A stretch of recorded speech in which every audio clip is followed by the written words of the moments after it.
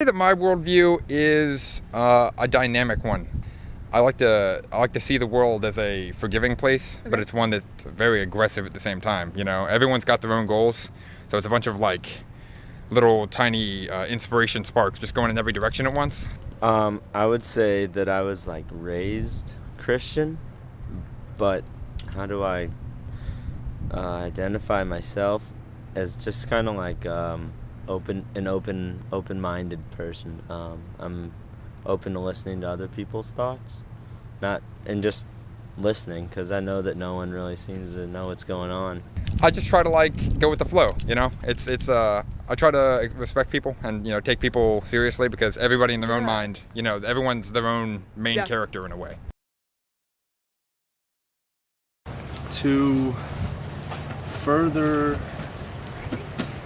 the creation of man,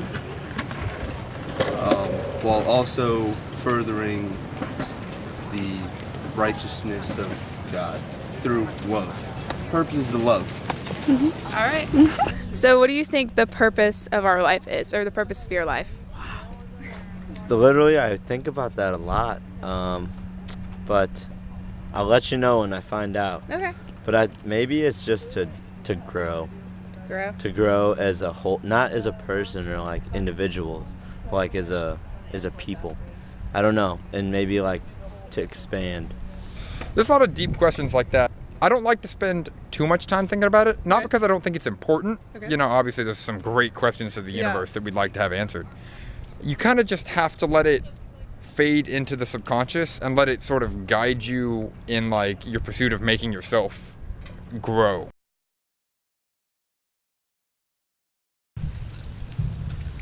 Happened and it exploded and boom, here we are. Yeah. Well, I was kind of forced into being Christian because parents, my mom beat me into it, so I was like, ooh. So now I'm just kind of questioning it, and I just question everything now. No reason not to. There's a B. So yeah. I definitely agree with it. Okay. I think it's a little more complex than just saying like coming from one common ancestor, but yeah, I definitely believe in like evolution theory. Yeah. Okay, so what is your most compelling argument that you would say for evolution?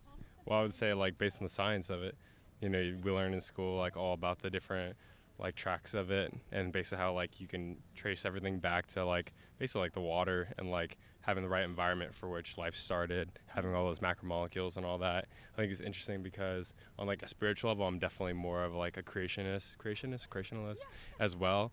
But I think it's funny because if you look at like the creation story, a lot of it like pairs up very nice with like what evolution is.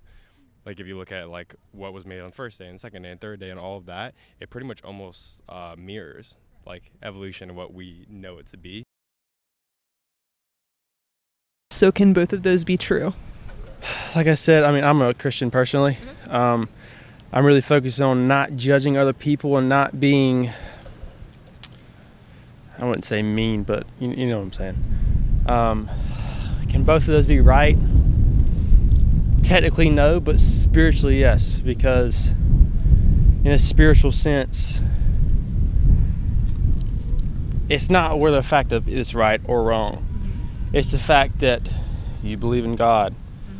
You're confiding in God, and you're using this spiritual power to better yourself and better the way you live and go to heaven. Oh, that's an early question for early morning. I feel like a lot of religions, they have like same aspects, but that's a touchy question because personally I'm a Christian, so I'm like I believe in that, but it's like a lot of times you see different stuff pop up in different ways, and I feel like people might in all honesty it might be all the same God, but like they try to view it and look at it differently. I don't know, but hey, it's a possibility.